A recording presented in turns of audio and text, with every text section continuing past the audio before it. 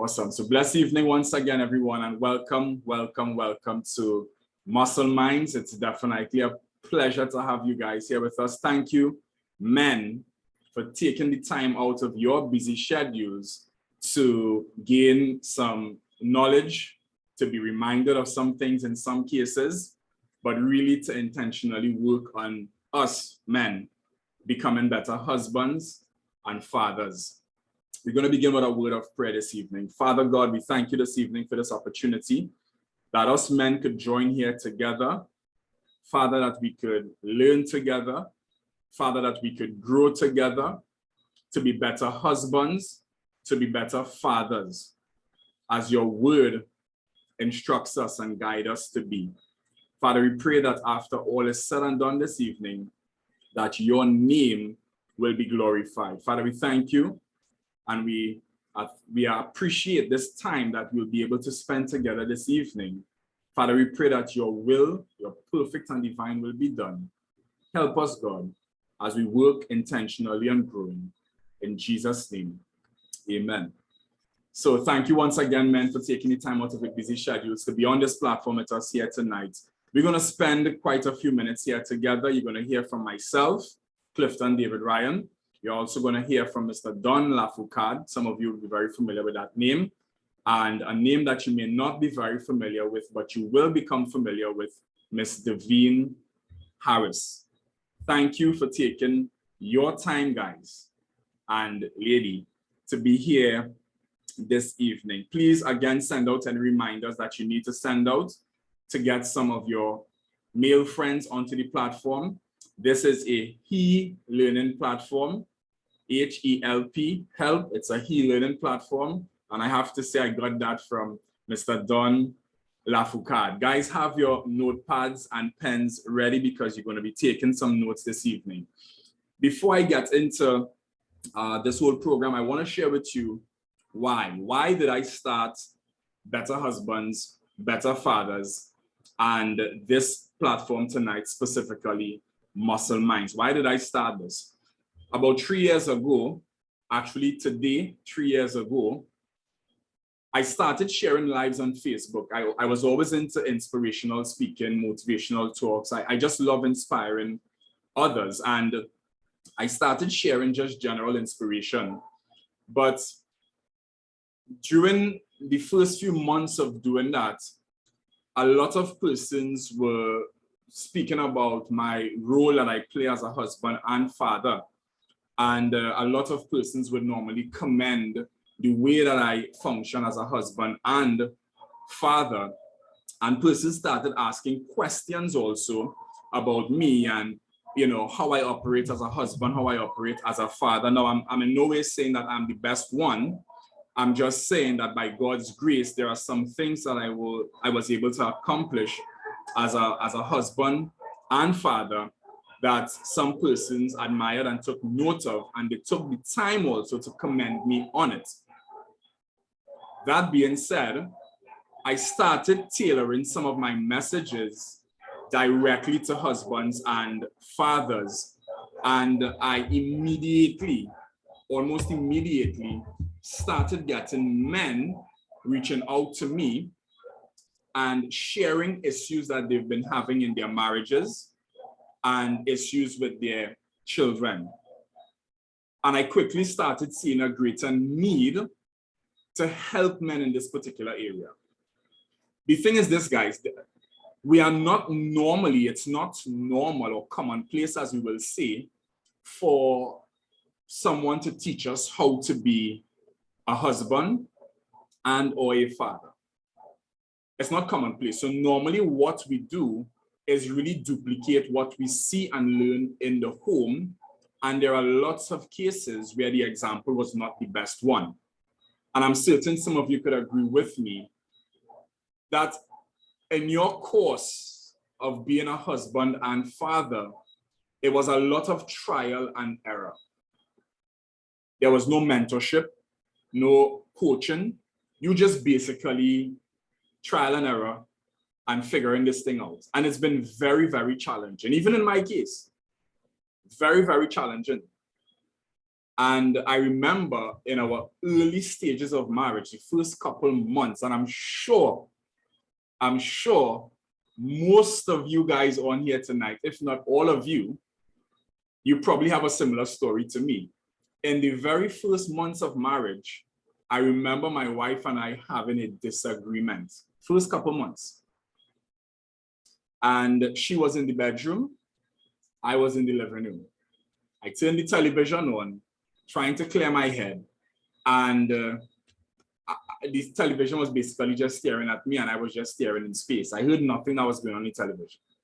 Because here it is, I'm a young man, 25 years old, just got married, and this is my first real disagreement with my wife. No, not an argument. We didn't have an argument. We didn't have like a big fight or anything like that. But it's a disagreement, and it was tough for both of us. But while sitting in the living room, a thought came to mind, and I know that's God who spoke to me. And he said, listen, you were never married before, neither was your wife. So you guys are both new to this thing, and you all have to figure it out together. And that was the inspiration right there. And I jumped up, went back to the room, and I said to my wife, well, ask her the question rather. I said, were you ever married before? And she said, no. Obviously, she was confused because she knew that I know she was never married before. I said, well, neither was I. The thing is this, we are both new at this. So we're going to make mistakes. You know, we're going to have disagreements, but you and I, we need to figure out how we could really work this thing through together. And I think that was a big change for me from the very start of our marriage, coming to that realization. And since then, we've been able to always sit and talk and work things through. I know this is not easy in a lot of cases for you guys to do, but it's something that definitely needs to be done. So I had to change my mindset. And tonight, this platform is named Muscle Minds because I believe that the mind is the battlefield. And if we could strengthen the mind, one of the greatest teachers on the mind, we lost him just a couple of days ago, Mr. Bob Proctor, and he taught us so much about the mind. And actually, I'm seeing Mr. Brent Thomas is on the call with us already. Welcome, Brent. And I know Brent had the opportunity to personally meet Mr. Bob Proctor. So I know he gained a lot of knowledge and experience, wisdom from Mr. Proctor. But the mind, guys, if we could work on building the mind, you know, changing some of those philosophies that we have, it will definitely change the way that we look at our marriages and our relationships with our children. So all we're going to do this evening is really work on building the mind. To do so, I firstly have someone who is no longer with us in flesh, but so much of his work remains with us, and that is the late, great Dr. Myles Munroe. So I'm going to play a short video from him, and then we are going to proceed. So let me just get to sharing my screen and listening carefully to this video from Dr. Myles Munroe. And I remember my mother and father telling us that we must learn the Bible, no matter how difficult life became. And they would teach us from this book about God and about Jesus Christ and about his sacrifice for us. And as kids, we grew up with those conditions. And as you grow older, you begin to question, why are we poor? Because you begin to see other people's lifestyles. And I remember crying out to God one time at age 13. I said, if you exist, you got to explain this to me. It was at age 13 that my life was transformed. Because that night at 3 a.m. outside on the dirt ground, under the stars in the Bahamas, with tears running down my face, I asked God to explain to me why we were poor. His answer was simple. He says, because of your mind. That began a journey for me. I surrendered my life to God that night at age 13. I never went back. At age 14, I wrote on paper everything I wanted to be and to do. Today, I am doing those things. And something happened between sleeping on the floor and flying my own jet today. Now, what happened is I had a mental transformation. Nothing changes until your mind changes. You can change your clothes, still have the whole mind. You can change your location, still have the old mind. You can change your house, still have the old mind. Nothing changes until your mind changes. And during that journey as a young man, I began to read the Bible at age 14. Ladies and gentlemen, I'm serious about this. I read this book at age 14. I read through the entire book, and I didn't understand nothing. Because the Bible is a very complicated book. And also I read it in the King James Version, which is even worse. But I read it because I wanted to know what God said to man. When I was 15 years old, I read the Bible again, completely through. And I began to understand it. By age 16, I began to memorize big chunks of this book. And my school lessons went from F to A. I became an A student because of this book. I graduated top of my school in high school because of this book. It taught me that nothing was impossible. So my whole life was changed because I fed myself new information from that book, which changed my concept of me. And I discovered things like this. The greatest tragedy in life is not death. Some people think that when someone dies, that's the worst thing that can happen to you. That's not true. I discovered that the greatest tragedy in life is not death, but it's life without a purpose. It is more tragic to be alive and not know why than to be dead and not know life. Because when you are alive, you got to explain what you're doing with your hours, with your minutes, with your energy, with your talents, with your time. You got to explain, why am I here and what did I do last week with my life? Most people are living as an experiment. Is your life as short as the next bill you pay? Is there a sense of destiny in your life? God sent me here to talk to you, to let you know that you are not just here as a passing fantasy. You came to this planet because something that you need to do is still undone. You were created to live life with meaning and purpose. You are not a mistake. As a matter of fact, until you discover your personal reason for living, you will never be fulfilled. You were born, sir, to do something important in this world. That's why I am convinced that all of us were created for a purpose, equipped with potential, and designed for a destiny. I am convinced that you are loaded with stuff that we haven't seen yet, and is trapped under your fear of people. As a matter of fact, some of your greatest graveyards are your jobs. Nothing can bury you faster than a career that you're trapped in. You were born to do something that the world needs. And that's why until you discover your purpose, you can never maximize your potential. Your purpose, madam, is the most important thing for you to discover. Because when you find your purpose, you automatically find your potential. And when you find your purpose and potential, you become unstoppable.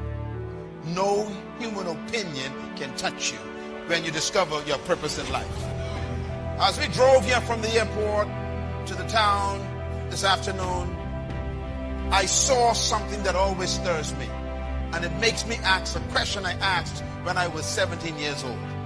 I asked this question: what is the wealthiest spot on planet Earth? Where is the greatest wealth on earth?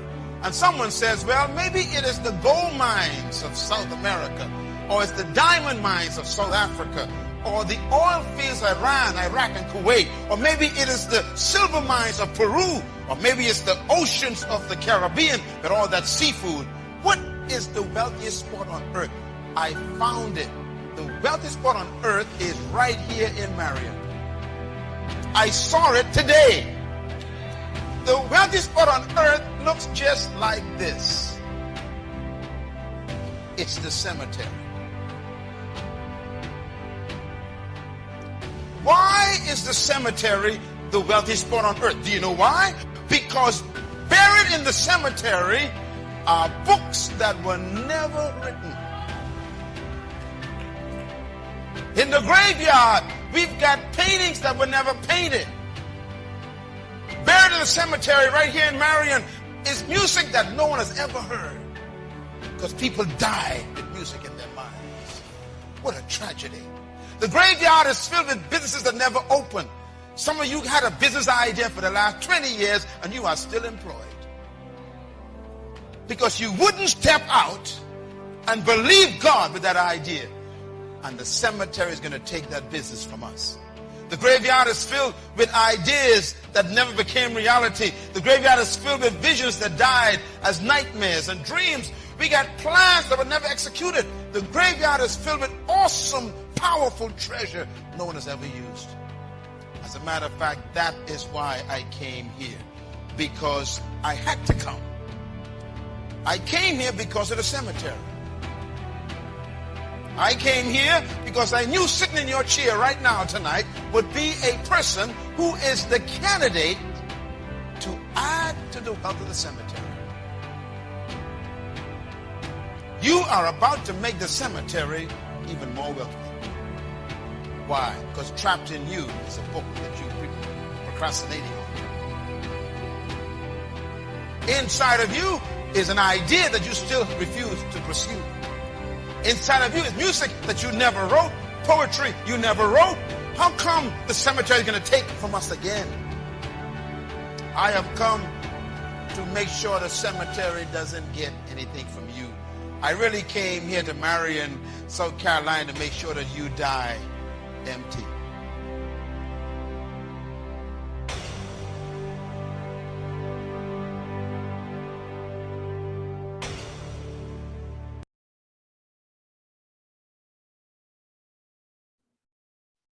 Awesome, guys. And the reason for me showing that video to you this evening is to help you to understand that your mind, everything first has to change in your mind this evening. Your philosophies, the way that you think about your marriage, the way that you think about the relationship with your children, it has to first change here before anything else could change. I'm certain you guys have received guidance, worldly counsel, hearing stuff like, don't bother with she, don't bother with she. Come and check my band, cool your brain, take a little drink and let you relax. Come out of the house before you end up putting yourself in trouble. And it's not in any case the best advice. And that's why this platform was created, so that you could receive godly counsel and hear from experienced husbands and fathers, and that we could share ideas with each other. Yeah? So I know you guys, some of these things that we are saying tonight could already resonate with you. And you could feel free, interact, type into the chat, drop some comments inside there. If anything, stands out to you, please feel free to just drop a comment into the chat there. At the end of the session, after we hear from all our speakers, you will be able to ask some questions or make some brief comments or through your mic. All right.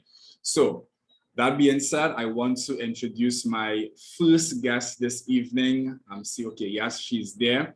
And I know you guys are probably asking yourself, okay, how is it that you have a woman coming to speak to men this evening about being better husbands and fathers? Well, let me tell you something. I met this lady in Jamaica back in 2015 at a church event, and I've been following her on Instagram recently, and it really piqued my interest when I saw the father wounds expert. And Devine Harris this evening has a story that she is sharing with the world and really already making an impact and helping daughters like herself that were hurt by their father, and helping some fathers that are administering this hurt so that they could enhance the way that they operate with their children. She is a Christian counselor, and I want to take no more time. I need to introduce you to my friend, sister in the Lord, the Father Wounds expert. She's going to introduce herself to you this evening, and she is going to share with you Miss Devine Harris. Devine, the floor is yours. Thank you so much, Clifton, and good evening, everyone. It's indeed a pleasure for me to be here among such distinguished gentlemen to introduce to you a term that you've probably never heard before, father wounds, and to stand in the capacity as a father wounds expert to tell you what that means, as well as to share my story with you and the current project I'm working on that can help men become better fathers. So, as Clifton already said, my name is Devine Harris. I am a native of Jamaica and I currently reside in Canada. Now, when I talk about father wounds, I speak specifically to the traumatic impacts that a child suffers from either the physical or emotional absence of their father. And these wounds can be inflicted because the father was either not present at home or being present in the home, not being emotionally available to their child. And so the absence is either intentional or unintentional and can be caused by death, separation, divorce, incarceration, critical illness, migration, abusive or addictive behaviors, neglect, emotional abuse, so on and so forth.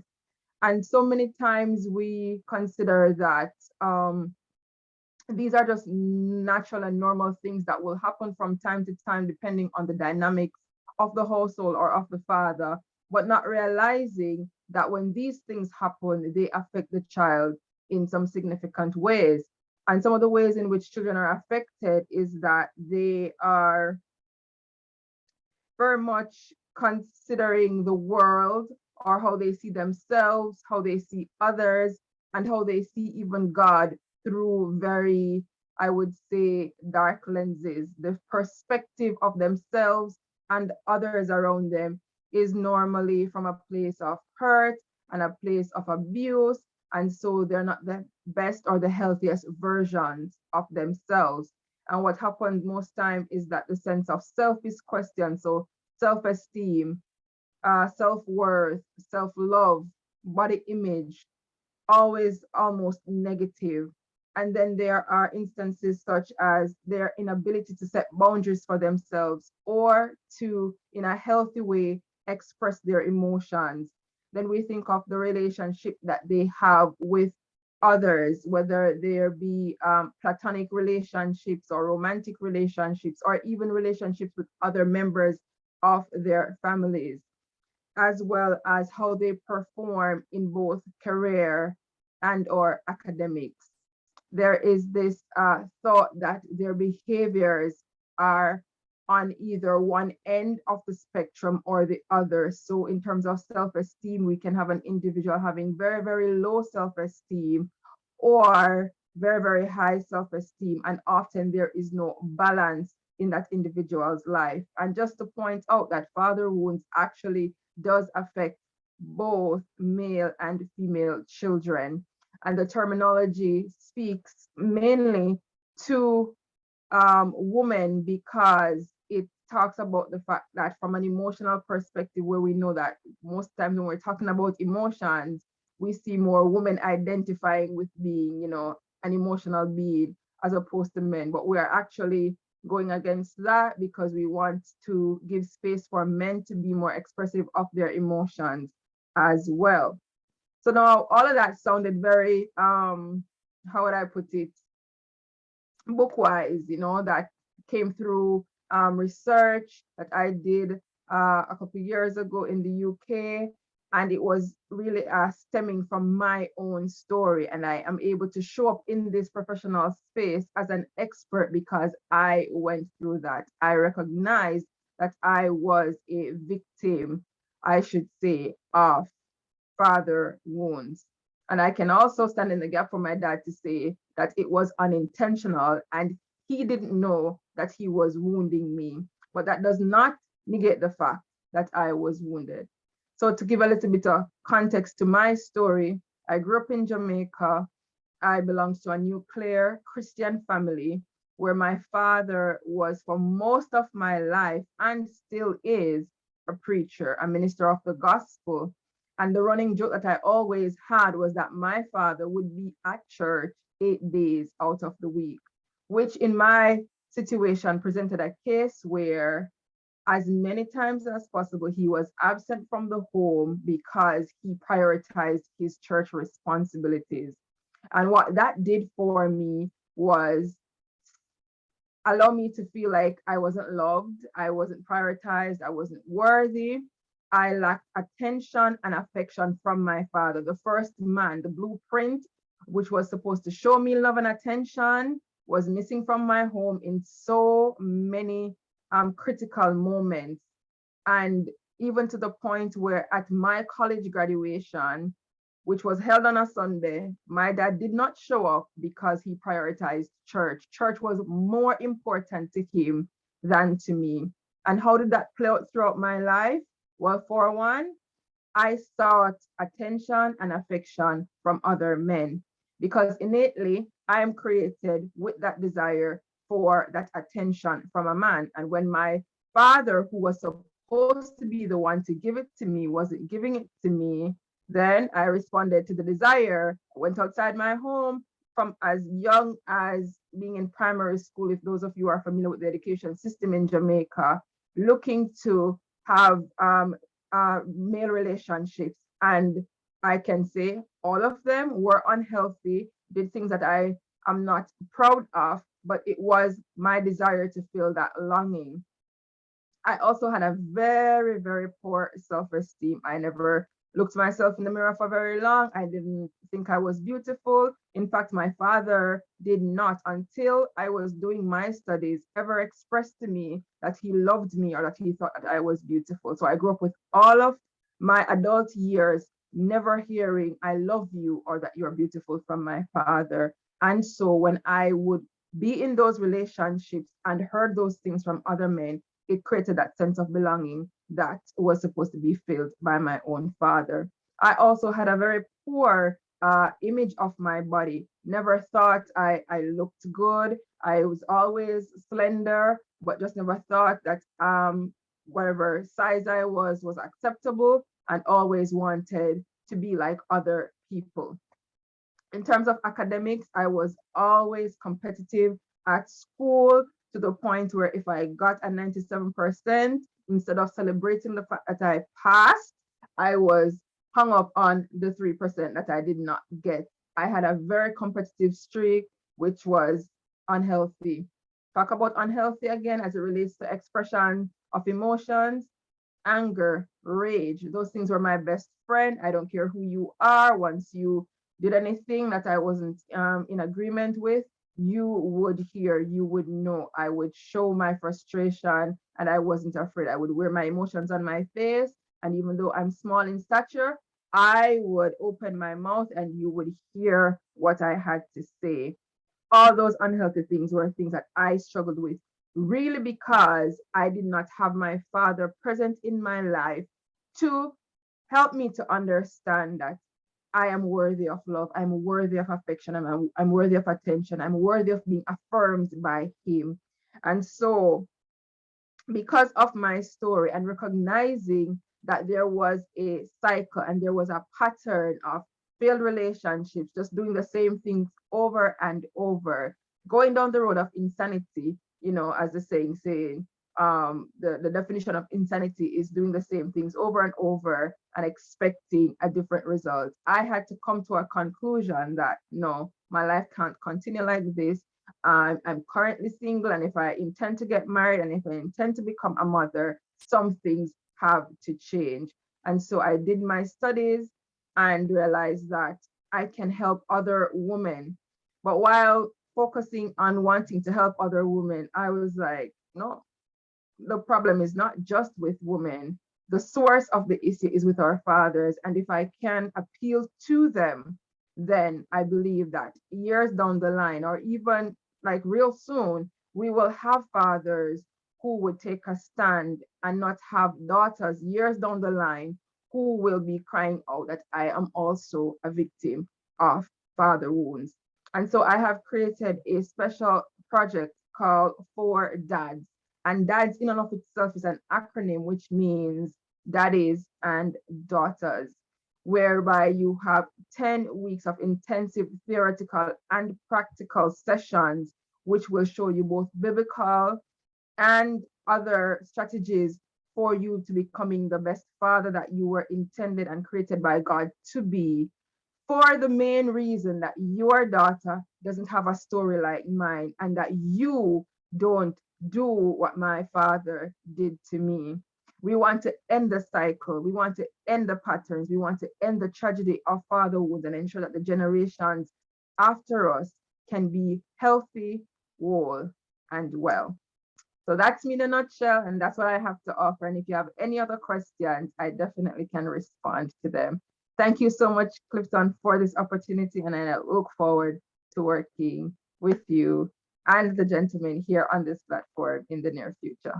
Excellent, excellent, excellent. Thank you so much. Thank you so much, Daveen. It was really, really a pleasure hearing from you tonight. And guys, I could tell you that when I saw Daveen and what she was doing on Instagram, or through Instagram rather, I quickly took notice, and I mentioned to my wife, I said, listen, I need to connect with Sister Daveen out of Jamaica and really, you know, find out more of what this father wounds expert really is about.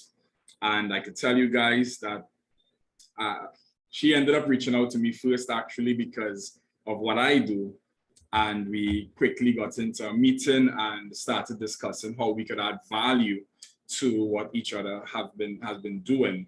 And I can tell you guys that I have read Daveen's book. She did not mention the book that she has written.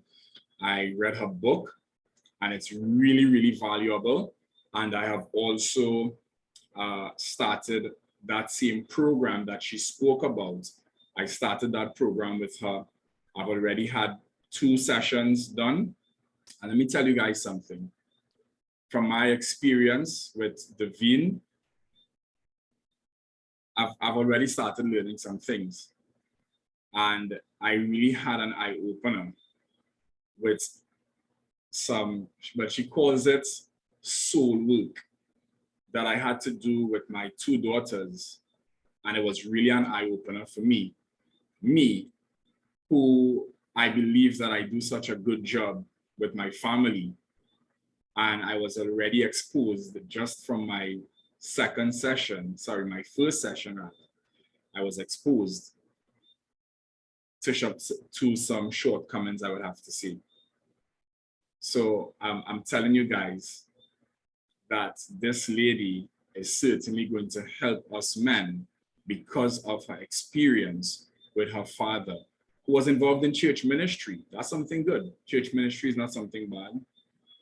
But because of how he handled it, she ended up hurt. So thanks very much, Daveen, for taking the time out of a busy schedule to be on with us tonight. Really appreciated. And you could, Daveen, maybe you could drop your Instagram link into the chat here also, so that persons could follow you on Instagram. And I want to quickly introduce you to my second guest now. And this guy, he's no stranger to some of you, Mr. Don Lafoucade. Call him the words man. Some people call him in flight. He's always in flight. And Mr. Don Lafoucade, I had the pleasure to meet back in 2000, and I think it would be either 12 or 13, somewhere thereabouts, at an event. And we exchanged numbers and we've been in connection since then. I even had the privilege one time, he was double booked for a speaking engagement and I was honored. He called me up and said, Clifton, there's nobody else that I could send in my place. So I contacted you, please go fill my, and that was a big shoes to fill that day. But he did call back and say he got some good compliments, you know. So thanks very much, Don, for the opportunity, and thanks for being on the platform tonight. Don, the screen is yours.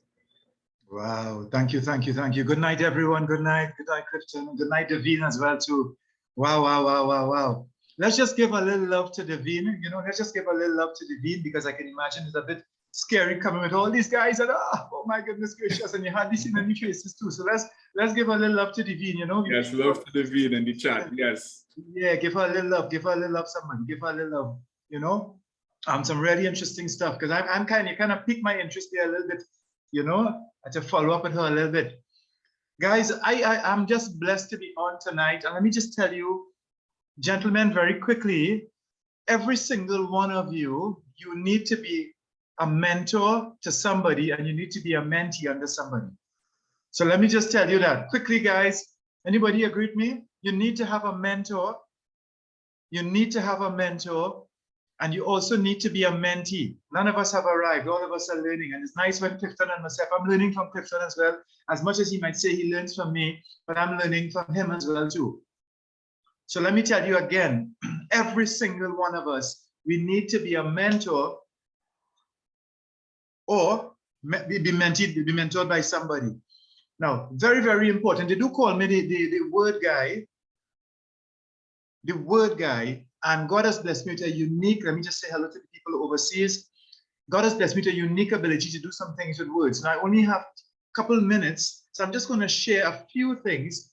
And one of the first things I'm going to share, do you agree with me? And I need to get your participation in the chat, guys. Do you agree with me that we're in a kind of crisis right now? Right now, we're in a crisis. There's a crisis going on. You know, there are lots of things happening all around the world, and it could be deemed as a crisis. Anybody agree with me? I just need one agreement to go forward. Gentlemen, feel free to use your chat. Thank you very much. Thank you very much. Thank you very much. Okay, so yes, we're in a crisis, but I want you to get something out. I want to get something out very, very quickly, very, very fast, as quickly as I could. I'm going to put something in the chat. I'm also going to read it. It says, crisis does not create character, it reveals it. Let me say again, crisis does not create character, it reveals it. With all that is going on here, hear me carefully, with all that is going on here, one of the things we should not do is to panic. One of the things we should not do, it's either nowhere or now here. Let me tell you again, it's either nowhere or now here. The only way nowhere becomes now here, there must be a pause between the now and the here. There must be a pause. Anytime there's a panic, let me tell you, and you can look again, right? Anytime there's a panic, the word panic, I see pain. Anybody seeing pain and panic? Come on, I see pain and panic. Somebody help me a little bit. Are you seeing pain? Come on, somebody. Anytime you panic, I see pain. I see pain. Come on. And Clifton, I'm going to use your help a little bit to help me type so I could just keep looking at the camera and speaking with these men. Okay? But I'm this evening, for this short time that I'm going to bring here, this short little message I'm going to bring here, there are three things we need. There are three things we need.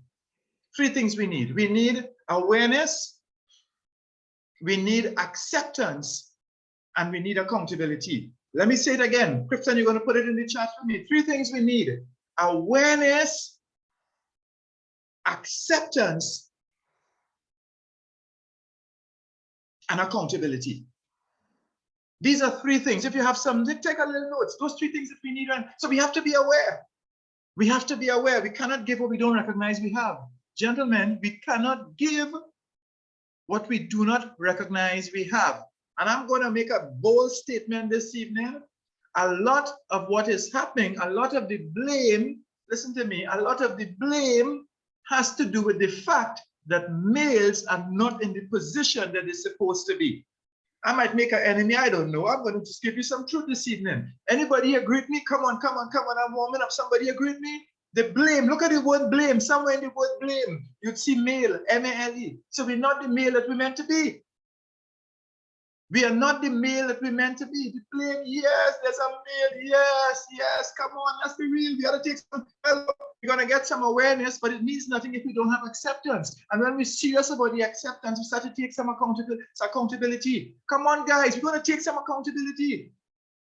We have to take some accountability, gentlemen. Let me show you all. This one is going to be a little blow mind. This is especially for this little program this evening. Let me share this with you. Let me share this with you. I need somebody to tell me this. Come on, quickly, quickly. I'm just going to put 3 words in the chat. Look at the chat. Come on, 3 words. 3 words in the chat. What do all these words have in common? What these words all have in common? What they all have in common. Quickly, somebody. There's something they have in common. Yes, correct. Correct is right. They all have he.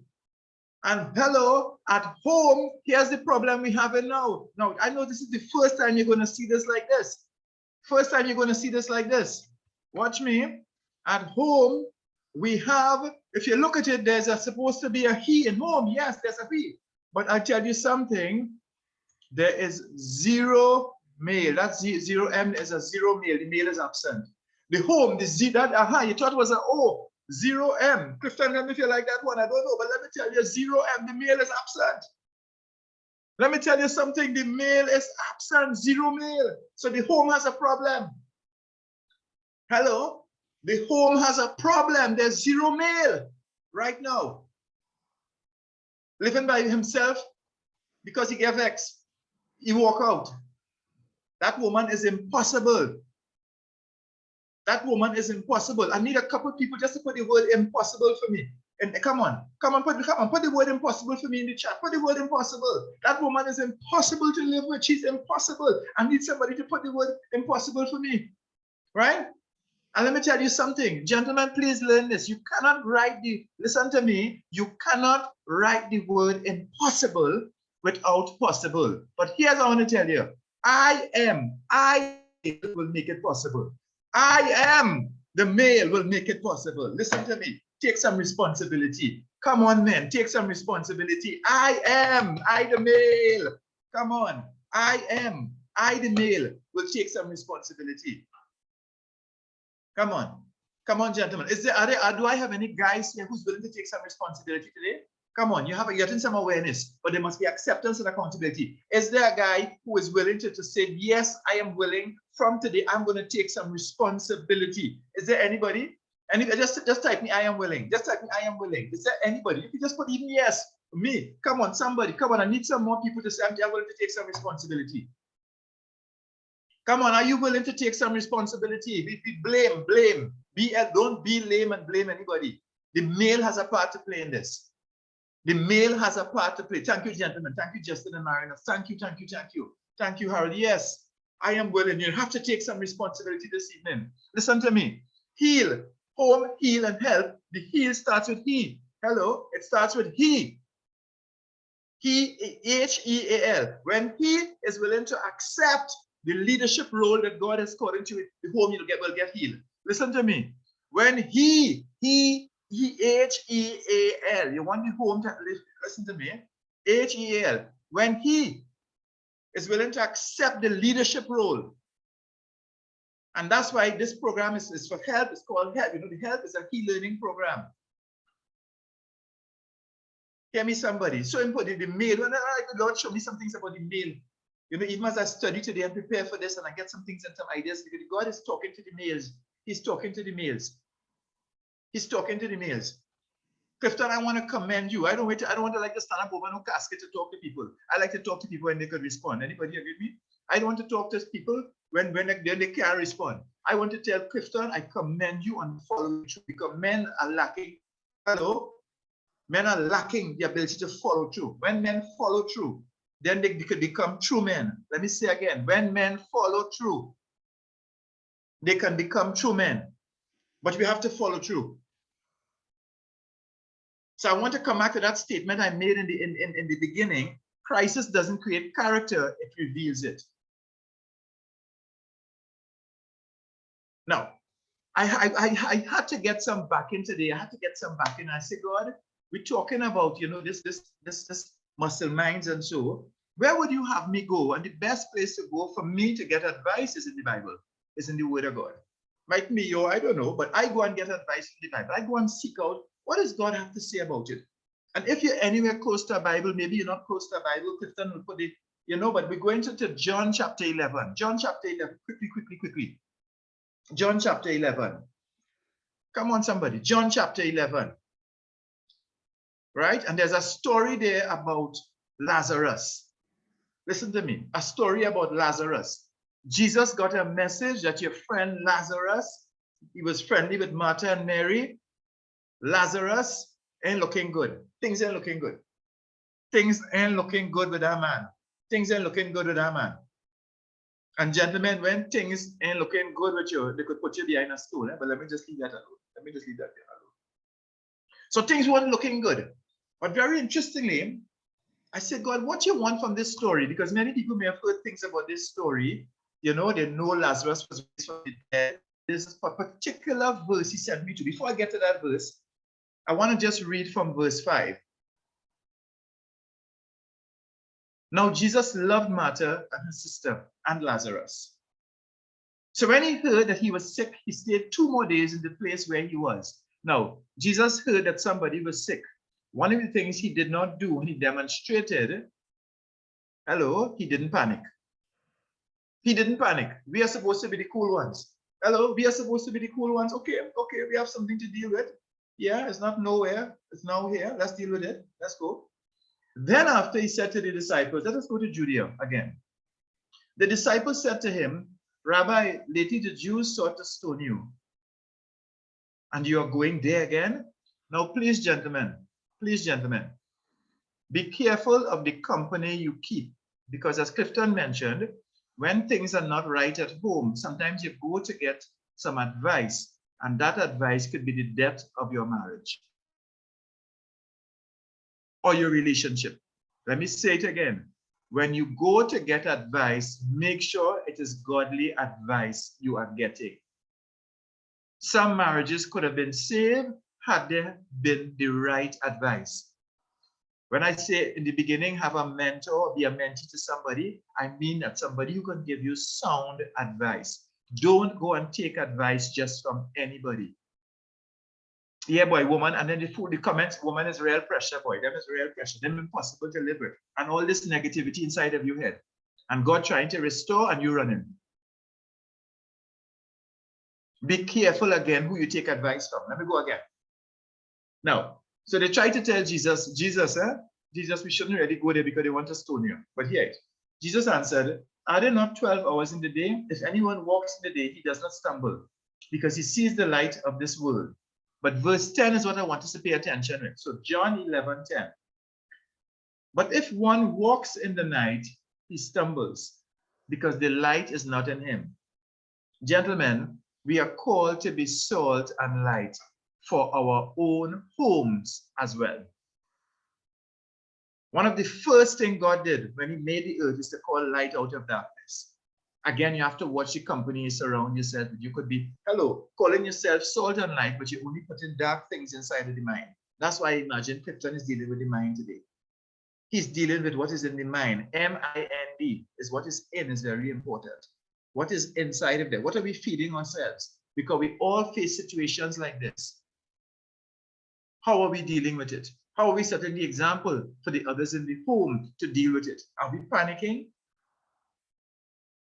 How are we dealing with it? Quite interesting, quite interesting. We know the end of the story. We know the end of the story. But I'm asking you tonight, guys, are you willing to be the light and salt? The light and salt in your home to make a difference. To make a difference. Because things look a little gray and all of a sudden we forget that we're the light. We forget that we're there to help. To make the burden light on the home. Hear me, gentlemen. The blame has to do with the male and the absence of the male. And if we don't know the use, let me tell you, there'll be abuse.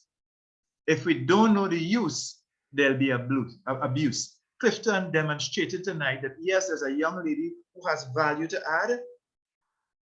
Let me bring her on, in spite of the fact that they know I'm inviting all these males and whatever. That's true leadership. That's what it takes. A true leader, a true gentleman in the home knows when to let the lady take the lead. Hello, there's something she better add. You'll starve if you understand that. You'll starve if you understand that. There's some things that she bet. Not that men can't pull their weight as well too. There's some men here with their hands sweet. You know what I mean? But gentlemen, we have to step up to the plate. And I'm talking to myself too. I have had some situations where I did go horribly at running down the mighty dollar. Home suffered. Running down the mighty dollar. And I forgot that if you're not succeeding, hello, personally, you could never be succeeding professionally. Let me say it again. If you are not succeeding personally, you could never be succeeding professionally. So they must have a right balance. They must have a right balance. And that's what this program, this is about. That's why this was launched. Are you hearing me? Behind me, you probably see something marked in full flight here. That kind of, I love the it's in full flight. But if you take out the L, if there's no leadership, it will always be a fight in the home. Let me just tell you that. If the L comes out of flight, there's going to be a fight. If there's no leader, there's no leadership, there's no true leadership. So in this time here, it's another opportunity for us guys to step up to the plate and to do what we have to do to ease the pain and the burdens and that kind of thing. We have to step up right now. So I just want to get a little commitment from the gentleman. Again, in the chat, just tell me, I am willing. Come on, just say, I am willing. I am willing. Come on, just somebody type me, I am willing. Clifton, you need leadership? Yes. I'm anybody else. Are you willing? Come on, just say, I am willing. Come on. Yeah, come on, somebody else. I'm willing. I'm willing. There has to be awareness, then there's acceptance, and then there's accountability. I am willing. I'm willing. So I'm willing to do my part to support Clifton. I'm happy that you are willing. This mustn't end just here. Let's get a little nugget. Let's get something that we could take to go with us. You're able and you're willing. The last thing I want to leave with you is that you're willing.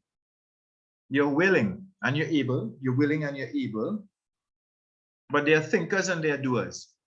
You can think from now that I'm willing. You can put that in your mind. I'm willing. Hello, I'm willing.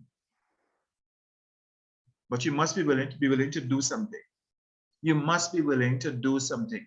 They are thinkers and they are doers. Nice to have a thought. You're willing, but you must be able to do it. All the knowledge and the information that will come through platforms like this, but you must do something with it. And how about starting in your own home? How about starting in your own home? How about starting in your own home? I think that's a good place to start. Start in your own home.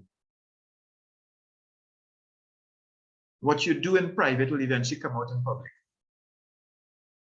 What is hidden, there's no secret that remains really hidden. It comes out at some point in time.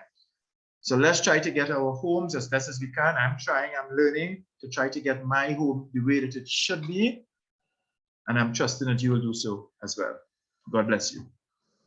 Wow, wow, wow. Don, thank you so much, my good brother and dear friend. Thank you so much. Really, really appreciate it, man. And guys, let's give Don some love in the chat there, in the chat there too. Let's give Don show some appreciation. If what Don shared with you, something stood out to you, type a 7 into the chat for me. Let me know that you got some value from Don. I'm seeing 7s. Clifton, you know, it's something you said there, Clifton. And chapter 11, verse 44 says, loose him and let him go. So I think these men are loose. Loose them and let him go. You know what I mean? Loose them and let him go. You know, watch me, when a man find purpose, you know, and then Jesus said, loose him, and he came out bound, yeah? Yes. He came out bound. So Jesus said, loose him and let him go. So these men, I think this evening, they get a little nugget, so loose them and let them go. You understand? Loose them and let them go. Loose them. When you're ready, I'm not trying to stop your program now. I just say you have to loose them. I like that. I like that. Yeah. I like that. I like that. Yeah, loose them and let them go. Yeah, you see, Don, if you look at that whole story, he was already alive. He came back to life, but he was still bound. Yes. And I think some of us, we are alive, but we are a bit bound still. So we need to be let loose. So I really appreciate that, Don. I know you are really extremely busy guy, but you took the time to be with us this evening, and I appreciate that. And what I want to do here, I want to allow, because Devine spoke, the father wounds experts, and I'm so much interested in learning more from Devine. And Don spoke also, guys. Devine and Don. I just realized that. Devine and Don. And I want you guys, isn't Don very crafty with words, guys? I wrote down that one heal, H-E-A-L, he must accept leadership. That's the only how the home could heal. That is real powerful. I wrote that down, and I know Devine is going to love that also, because she's all about healing. So I know she's going to love that also. But guys, I want to give a few minutes here so that you could engage with Devine and Don, ask any questions that you may have, or make any quick comments that you would like to make from what you heard here this evening. So I'm opening the floor now. You could probably use the raise hand icon on your screen, or just unmute your mic and go right ahead quickly and ask your question or share your quick comments. Wendell said, oh, take the L out of flight and it's a fight. Yes. Yes, Wendell, thank you. And for those who shy and don't want to unmute your mic, you can type in the chat. So Wendell likes that done, flight. If you take the L out of flight, yeah. If you take it, there's no leadership. There's no leadership. You know what yes, I mean? No leadership. There's no leadership. It'll always be a fight. Thank you. Man, we had to take responsibility. You know. And Wendell just got married a few days ago. Actually, that's Wendell. Yeah, so he just got married a few days ago. So I know he likes that. Wow. I saw Devine unmuted her mic also. Devine, I don't know if you had something to share, or you're just waiting to answer questions. I don't know. Just waiting to answer questions, but wanted to let Don know that I am even so much more connected to him now, because I'm a words person myself. So awesome. Love it. Love it. Devine, Don, the flyer where you see help. This is the help e-learning platform. I got that from Don in a conversation we were having, I think about 3 o'clock in the morning, Don. Wow. Yep. And Don gave me that. He said, Clifton, that's a e-learning platform. Help. I said, wow, Don, I'm taking that. Wow. Thank you. That's it. I love that. I love that. I see Wendell has his hand raised. Wendell, you can unmute your mic and go right ahead. You had a question or comment, Wendell? All right. First of all, pleasant night to the panel and guests. Pleasant night. Let me congratulate you, Mr. Ryan, for taking up the mantle of such a profound topic. Thank you for the special guests. These Don and I can't recall the young lady's name. Devine, right. First of all, let me start off by saying, it is great to know that the topic was taken from a biblical point of view. Yes, sir. Because we were joined in union by the words of the Bible and by God, etc. One of the things I always ask people to do is try to be evenly yoked in God. So that takes up the position. Both parties have a respect and a fear for God. No mix about it. Once you have somebody that's evenly yoked and you both have fear for God, that is the beginning of a profound life. Secondly, the friendship. Once you respect, because I know people respect their friends more than their significant other. Yes. It's your friendship. You pray together, you pray whatever. Hold one another accountable. When I say accountable, sit in council with one another, read the Bible together, so you do everything together. All discussions privately. You are my best friend, I hold your secret, you hold my secret. So there, one of the things that we used to do in a relationship very early, and we continued along, we set aside Sunday evening and review the week. Did I say something or did something that would have brought about an offense? I stand to be corrected. So you're holding one another accountable. Set aside a day to review the week. Where we went wrong. Did I say something? Did I promise to do something and I didn't do it? Hold yourself accountable to God and your significant other. That's awesome, man. You know, I didn't like how you answer me in front of people, and you know, but that don't have to be no loud up thing.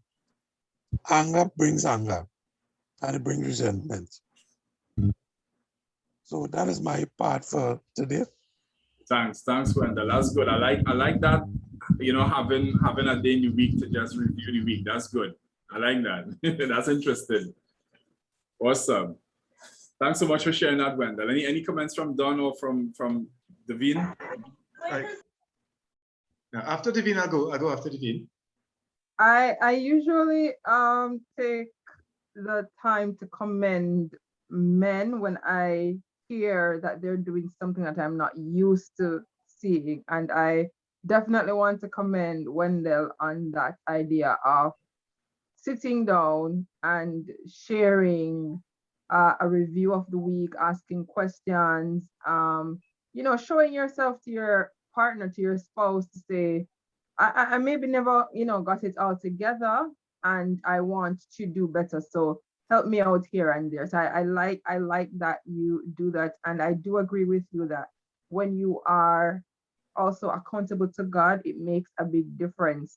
However, I want to say that we don't want to mix up the idea that accountability to God means that you neglect the actual human form of your spouse because, oh, I'm going to be spending all my time praying, all my time reading my Bible, and neglecting the fact that you got a spouse that God is asking you to take care of. So thank you for sharing that, Wendell. And I just wanted to bring additional clarity to that. We have to ensure that we're still being what God expects of us in human form. I love that. I'm seeing a question in the chat here for Devine, but Don, you go right ahead. Go ahead. Okay, sure. Yes, and we get to the question. I just want to commend Wendell again, and I'll just use his name to just do so, you know, because what I love about how he started with we in mind, right? He started with we in mind, and then so therefore you have, look at that, you have inside of WE, you have end. So he's talking about we in the end, and the two L stand by side. He's able to, the LL, he'll be able to love his lady. You know what I mean? He'll be the leader. So I just want to and I can add to that too, Don. He ended well. He ended well. That's right. And you know what's it? Devine, from the time you start me up there, if you look at WEN going forward, there's something new. So don't start me up there. Listen, we can got this. We can got this. Yeah. I love that. Congrats to Wendell, man. Because men don't speak at times, you know. We keep it in, you know. We want to lead. You could imagine you have a leader but not saying anything. You leave room for confusion. You leave room for misinterpretation. That's correct. And that might come to our question, because I think our question says, when you have somebody who is a pessimist or an optimist, how do you deal with that? Is that correct? If I get back to the question asks about if you have someone who is pessimistic and negative thinking. Yes, I think, is that Devine, is that it? Yeah, that's correct. Yeah. What advice do you have for someone who is pessimistic? Always think negative first. Okay, I'm just going to answer that very, very quickly. Something goes wrong, we ball, oh God. God is a combination of go and do. God tells you, go to the destination I've called you to. Go to do what you're divinely called to do. Let me say very quickly, by nature, we're supposed to be optimistic. We're supposed to be optimistic by nature. And of course, there are two ways to look. There are two ways to look at a situation. Because if you're telling me, for example, if it's a couple you're referring to, one person is optimistic and one person is pessimist, now there's a room for balance. there's a room for balance. So what we need to do, Clifton, what we need to do is you need to find the person who you deem as the pessimist. You have to find that person's love language. Hello, you have to find that person's love language so that the person sees that they can look at something positively. But if, for example, that person might be a pessimist because you always tell them that they're wrong. They're wrong. You're always finding fault with them.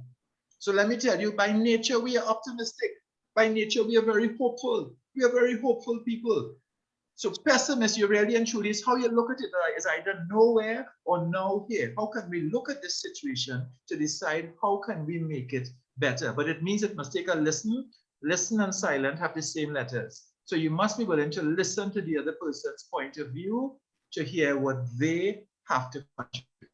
Trust me, when you get the pessimist, the pessimist feels listened to, hear me good? When the pessimist feels listened to, they get very optimistic about the outcome. Oh, That's so true. That's so true. I couldn't agree more. Wow, well said, Don. And to take it from the perspective of if you are the individual who is often in a pessimistic space, you feel like, you don't have the best thoughts, I would basically say you have the power to control that. I don't want you to feel powerless. You actually have the power to control your thoughts. And one of the good things that we can rely on, again, is that in Philippians chapter 4, verse 8, it helps us to control our thoughts. It tells us that we can think of things that are pure and lovely and all the other good words that are there. So let's say you are thinking a negative thought. On the other side of that negative thought is a positive one, and you can walk yourself over to that positive thought. You can say to yourself, all right, so I'm late for work. I'm going to be missing that meeting. Or you could say, it's really not my fault that I was late, and I'm very thankful that I actually have a job and that I have coworkers who will understand when I get to the meeting late that I'm sorry and I'm able to, do whatever I need to do that I missed at the meeting. Just somehow reframing that, getting a positive mindset to take the blame off yourself sometimes. We're so hard on ourselves sometimes, it's kind of, So, and another thing that I learned recently, which I have been using for my own so that I want to share to you as well, is how often we are kind to others and not as kind to ourselves. So if we were supposed to hear a friend express something negative to us, we would want to be able to help them to, look at it from a brighter side. So we show up for our friends. How about you be a friend to yourself and show up for yourself as you would to a friend? wow. Thank you so much for sharing that, Davine. Be a friend to yourself, guys. And I think, Wow. yeah, be a friend to yourself. I'm writing that down. Yeah. Wow. And I could just add a little bit more. Yeah. Most times we pessimists, they see the problem. Some see the donut, some see the hole. Okay, some see the donut, some see the hole. Some see mud, some see stars. What I want to add for everybody and for the benefit, and I'll put it in the chat for the benefit of everyone, as long as there are problems, there are solutions. Actually, even in problems, I put it in the chat now. If you look at problems, problems has the word probe. Probe means to search, to seek, to investigate. And if you take out the LMS, you look for what? The LMS, you look for meaningful solutions. A meaningful solution. Let me hear you. Let me hear you. Again, some stuff. Love it. I love it. I love it. I love right? it. So, Yes, I love it. I love it. I love it. Yeah. So let's look for meaningful solutions. Then we're not so pessimistic. From the time you realize that there's a solution, notice I realized I went to God's word to get a solution. There isn't a problem on the earth that doesn't have a solution for it in God's word. There isn't a problem that doesn't have a solution. And Harold said, what about those who see both the donut and the hole? Yeah, that's balance. That's what makes it a donut. And balance is certainly needed. Wow, thank you so much. Yeah, guys, drop some sevens in the chat for me again if you guys are really getting value. And I'm using that number 7 And Clifton, they shouldn't go there, no. When I see donut, I see, don't you do that. Don't you do that. There's some things that you don't do. Do not, yes. Leave me alone, leave me alone. That's powerful stuff, man. Thank you so much, man. I'm seeing a lot of sevens in the chat here. I'm seeing my good brother and friend, Wade Williams, also just type Muscle Minds in the chat. Wade is one of the individuals who maybe about almost 2 years ago, I mentioned this night, I mentioned this to Wade almost 2 years ago. And he said, bro, that is an awesome idea, man. You need to do that. Just get it done. And almost 2 years later, it's here, and I'm happy that he's on to actually be a part of it also, because I had one of the first persons I had a discussion with was him. So thanks so much, my brother, for the encouragement, and good that you're on tonight. He came on late because he was at Bible school, but he's on now. So awesome. I'm seeing a lot of sevens in the chat here. People are getting great value, and we appreciate the questions and the comments that came in also. Someone just said that they are so happy that they are able to be a part of this platform. Who was that? Rodney Rivas. I would just like to thank God for the opportunity to be a part of this session. To God be the glory. And yes, to God be the glory. You know, Don always says that every time I say Don, that was so powerful. He said, I'm just a willing vessel, man. You know, and I always appreciate Don's humility. You know, I mean, I've heard him, you know, speak a couple of times, and I really appreciate his humility. Guys, any other questions for either Devine or Don? Mr. Hayward, who's in Guyana, said great stuff. Hi, good night, everyone. Thank you for the invite to the forum. Clifton, this is Nigel Levelut here. Hey, Nigel, how you doing, brother? Yes, I am fine. I would have a question for either Don or Devine. You know, if you are dealing in a situation where in the dynamics of a relationship is where one party doesn't really accept accountability for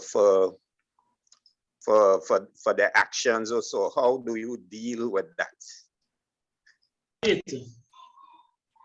Good question, Nigel. Very great question. And even though I'm not married, I can respond from the overall perspective of the fact that if two persons, and I said this earlier to friends, they had called me today to ask for some advice on a matter that they're dealing with. And I got to the point where I said to them, if both persons are not putting effort into the relationship, then there is definitely going to be a problem. And we can't force the individual who is not pulling their weight to do it. What you can do if you are the person who is doing the most and the other person is not responding, you can provide language to say, I prefer when this is done with this particular result in mind. So as Don rightly said a while ago, once there's a problem, we can look to the fact that there is also a solution. So the person not providing accountability, to be able to say to them, the accountability that we're looking forward to will result in this solution. Is this something that you believe? Because for me, overall, I believe that life can be solved through communication. I said this to my friends earlier today too. Life can be solved through communication. Let's talk about things and be able to give language to a lot of things that we are not have not been accustomed to giving language to. So accountability in and of itself is good. You can't force it on someone, but when they are able to see the benefit of accountability, it might very much win them over. And Yes, Devine, let me okay, just add thank to you. there. Yeah, I just wanted to add to Devine, because life can be solved through communication, if I heard correctly. And one of the things we don't want to do is to blame. You may have somebody who has put up a wall because that person feels blamed for the problem. So that's very important. And I learned a little something. The heart of the king is in God's hand. You still get along with the person, but you can take it to God because he knows behind every hard exterior, there's a soft interior. God is able to reach every single heart. He is able to reach every single heart. Okay, now we may feel the person is not doing, guess what? We go in the direction that we're looking. We might feel the person is not doing their part, and that could lead us to blame the person. But how about we be the example?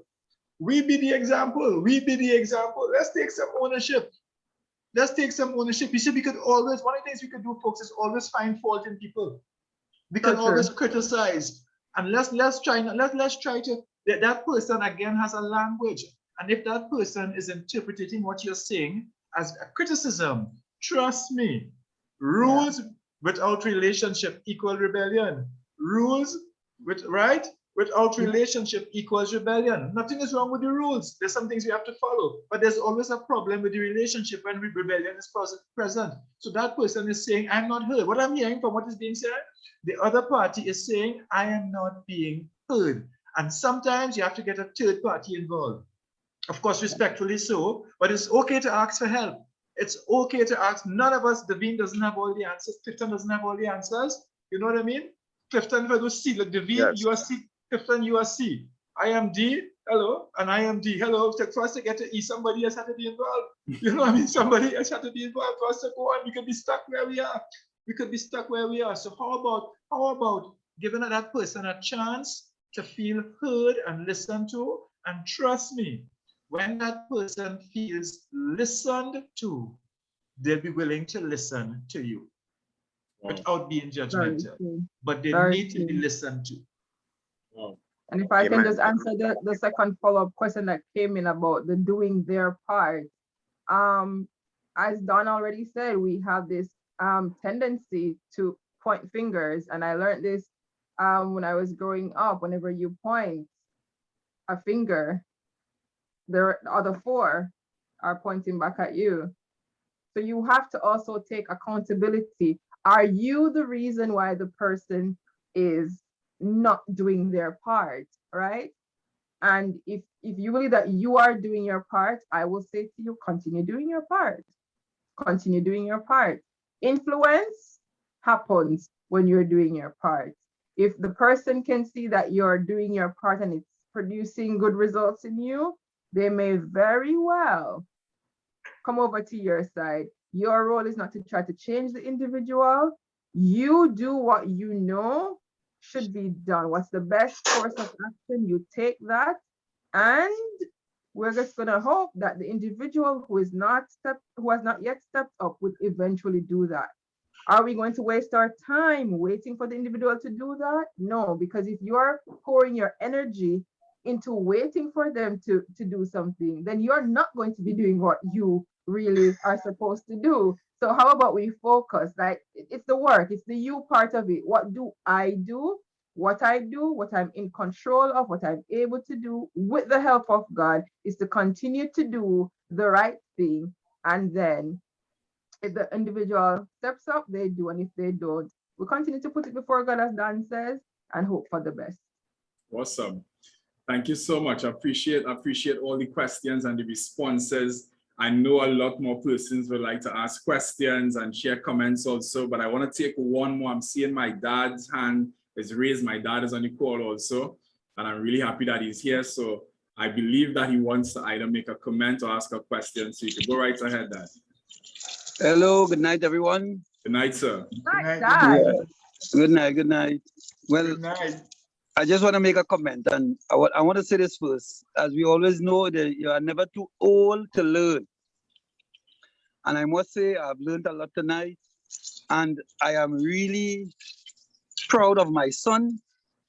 And as we say, when we're growing up, your parents will say, show me your friends, and I will tell you who you are.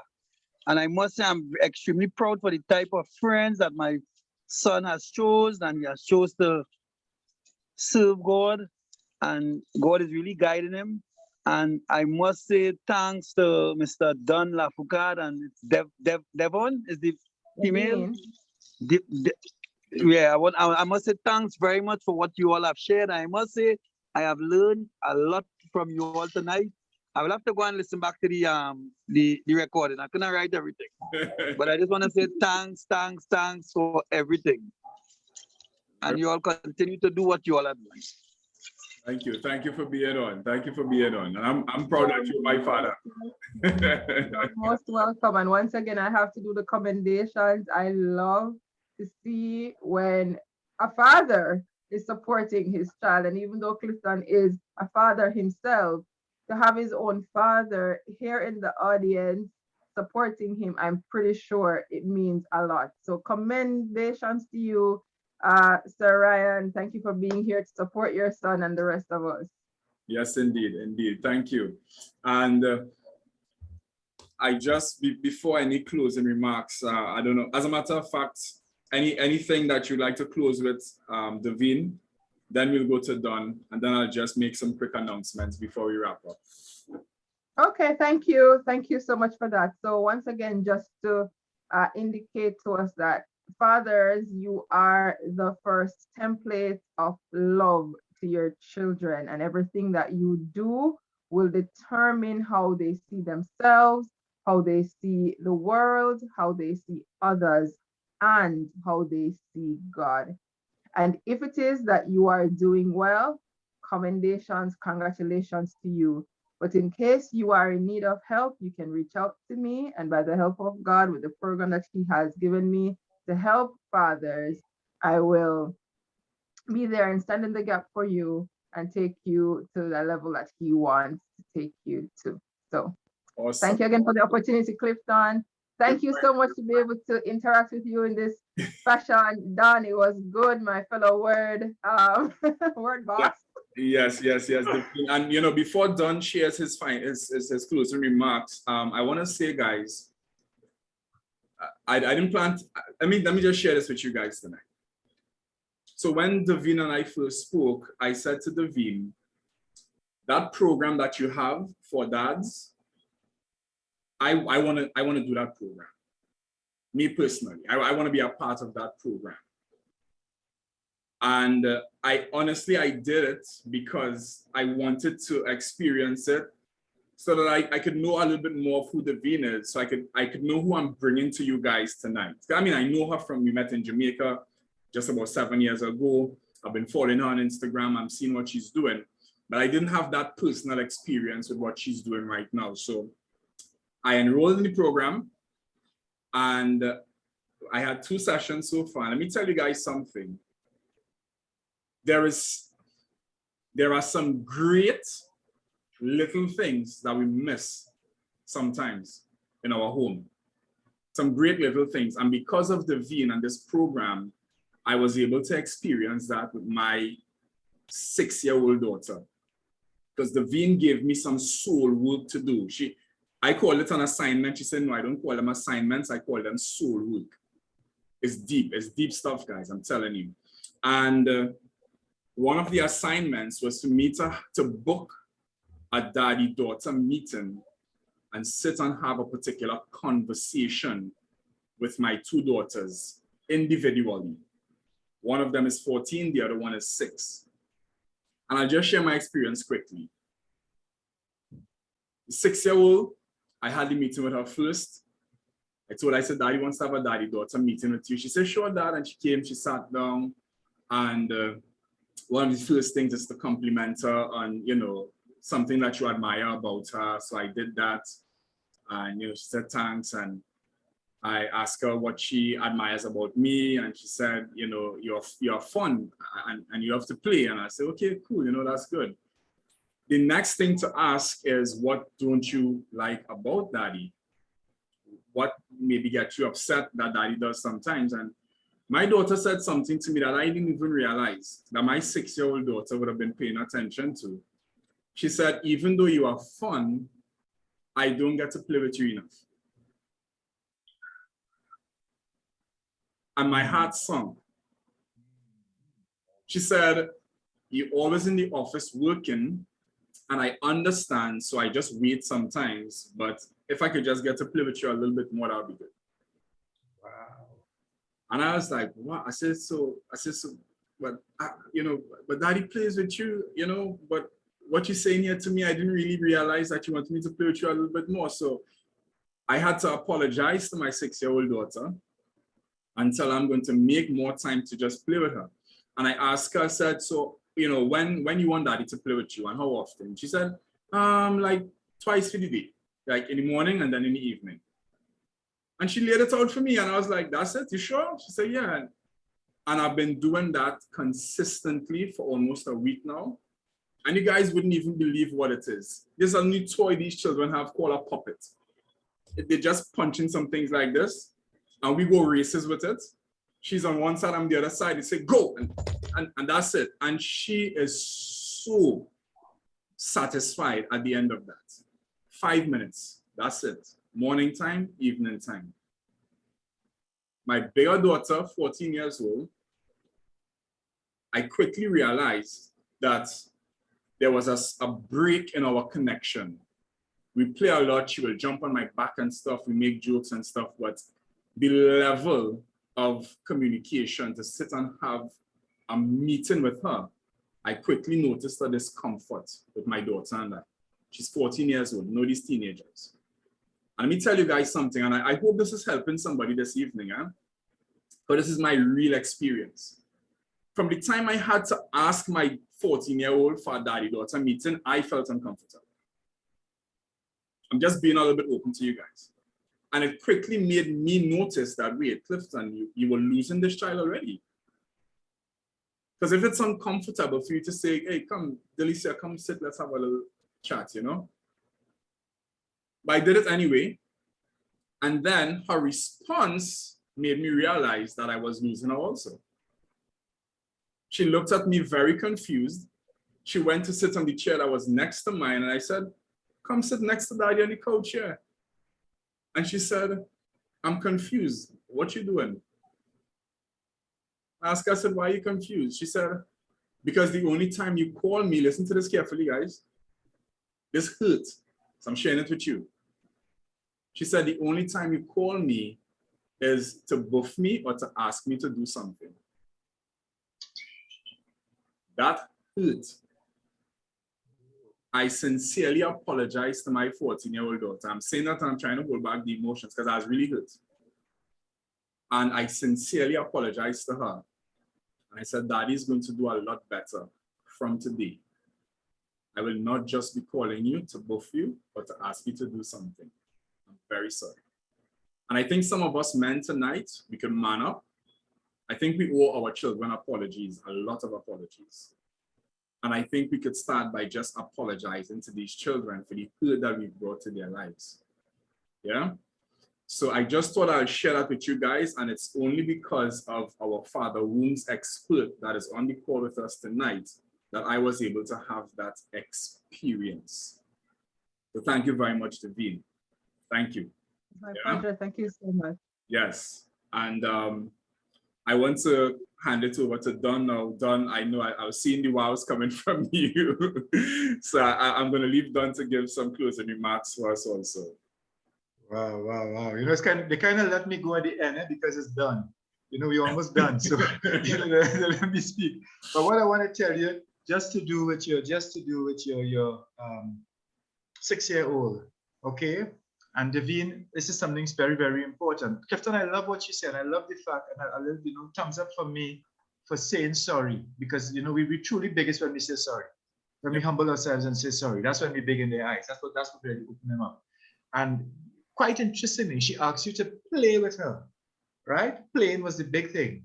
And what happens is a lot of 6-year-olds, not only your daughter, they are just like that. They want somebody to play with them. And when the fathers don't play with them, they grow up and they find a player. Wow. They grow up and they find a player. Because the little girl inside of them still wants is still looking to play. So she finds a player. So I just thought that intervention is critical. Okay? Thank you. Right? Thank you. And the other thing I want to share very quickly is this needs to happen more often. Please do share this with everybody. Be sharing the recording, because this is a welcome pause. Anybody agree with me there's a welcome pause? Anybody agree with me there's a welcome pause? This is a real welcome pause. Our Monday evening may have been different. We may have been watching the news and whatever sadness and the vaccine and this and that and that. Let me tell you, it's a welcome pause. And I want somebody to hear me carefully. every pause, Davine, you get to participate in this one. Davine, what's the last 3 letters in the word pause? U-S-E, you. So every pause has a use, and every pause in our life, that PA is where purpose has a chance to be accomplished. So I want to tell somebody, because of what was shared here this evening, the pause has allowed, right, for purpose to be accomplished, the purpose of the male in the home, the purpose of the father, the purpose of the man, the purpose of the man of God. Right? We had to fit in there somewhere. Sometimes all 4, man, father, husband, man of God, everybody, all of that in one. So hear me carefully. This pause, God has blessed me to be here to help people find their purpose. And I'm just putting in the chat, I do have a website, doneinfullflight.com, and God has blessed me with something called the Dawn methodology. I've shared the testimonies with Clifton. I've shared the ongoing testimonies with Clifton. Awesome. And it's where purpose can be accomplished. If I can be of assistance, I would love the opportunity to. I would love the opportunity. Yes, you'll get a few words too. You know, you wouldn't look at words the same way, even your own name. Okay? But I want to tell you. You're going to have to read me before you go in, Don. Huh? You're going to have to read me before you go. So I'm waiting. Okay, yeah. Is that your name? Yeah, Davine. Go ahead. Davine, let me tell you something. But anybody agree with me that Davine is brilliant?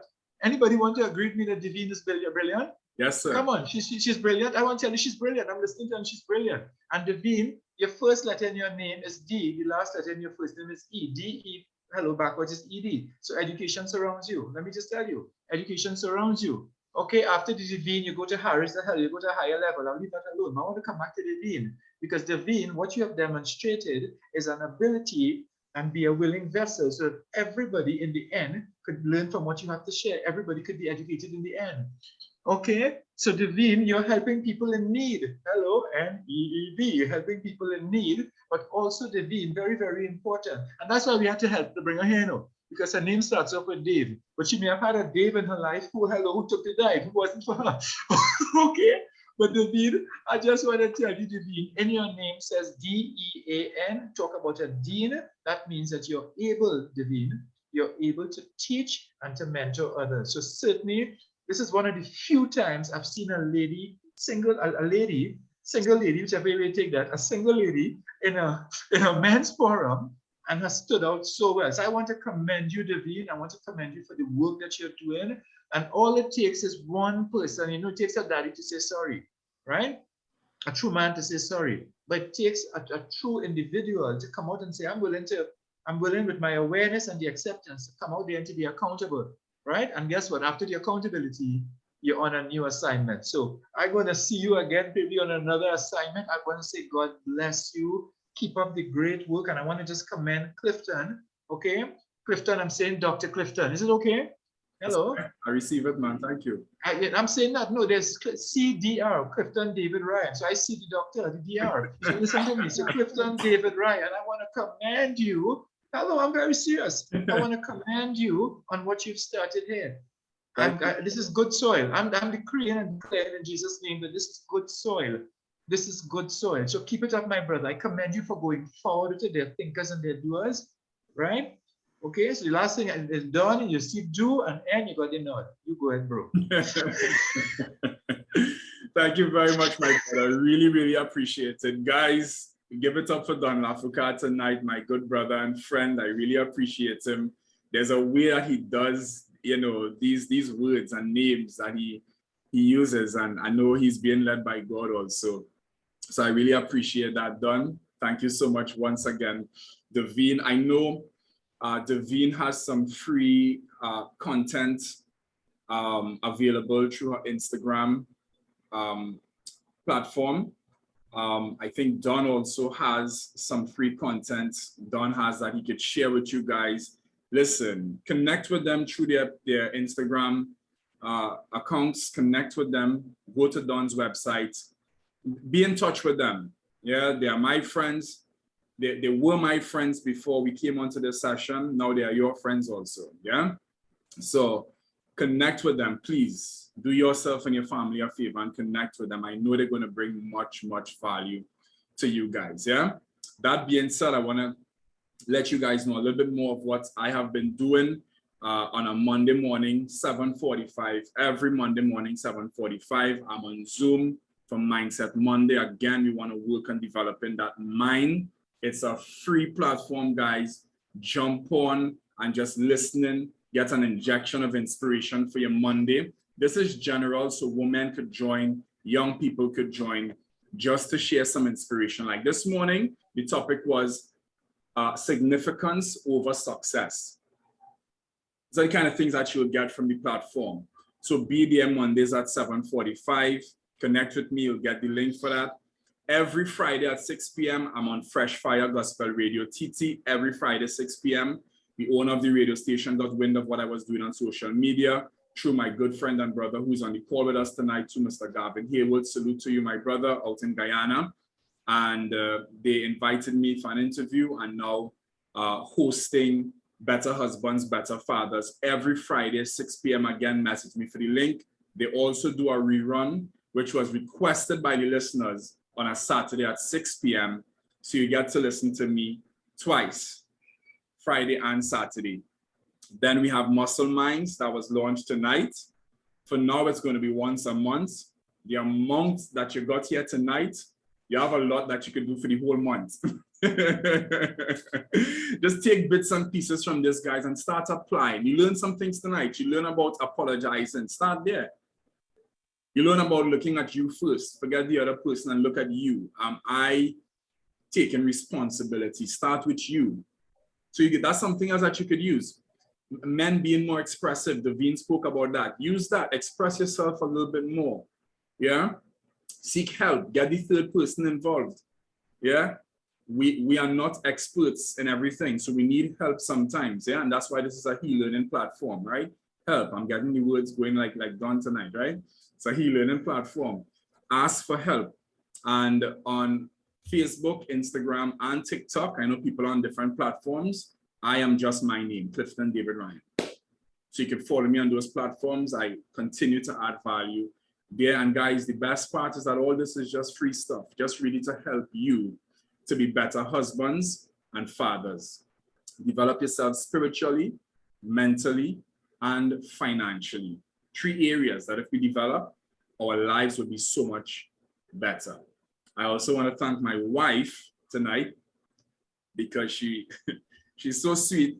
I got up, I told her I was going to bed early last night to get up early this morning, like 2 a.m., my best working time sometimes, and get some work done, finalizing what I was going to do here tonight. And I found this lovely note sitting on the desk when I got to the office this morning from my wife, just encouraging me about the launch and everything. You know, it was really, really important for me. Shirt ironed and everything, and I was like, wow, this is awesome stuff, you know. Then she took all the children. She said, I'm not going to have these children at home. It's very important to launch tonight, so we're going for a drive somewhere and you do your do, you know. So shout out to my wife. I really appreciate what she did, and they're actually back. So here is Deshaun. Good night. Say good night, Deshaun. And here is my 14-year-old daughter. Say good night. Good night. All right, good. So they're back. All right, so love and appreciate you guys. Have an awesome night. Thanks so much for jumping on. Mr. Putin is reminding me about taking care of your health also. Very important because he's my friend and brother out of Grenada. And he's a health coach, actually, health and fitness coach. So you guys could connect with Marinus Putin also. Marinus, you could drop your link to your Facebook and Instagram in the chat there, and you could connect with Marinus Putin also. So guys, it's been an hour and 40 minutes of pure value. I learned some things tonight also. I wrote some notes down, and you're going to be seeing me reposting these things on social media because we just want to give value and help people. Yeah. So our next Muscle Minds is going to be on the 7th of March. Interesting that the launch is on the 7th, and the next session is going to be on the 7th also. I like the number 7 a whole lot. Yeah.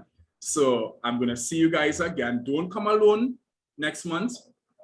Bring a husband and father with you so that they could get value, because I'm telling you, they are dying in silence in their homes and they need help. They're just not saying it. because we are not expressive enough sometimes. But this platform is a help.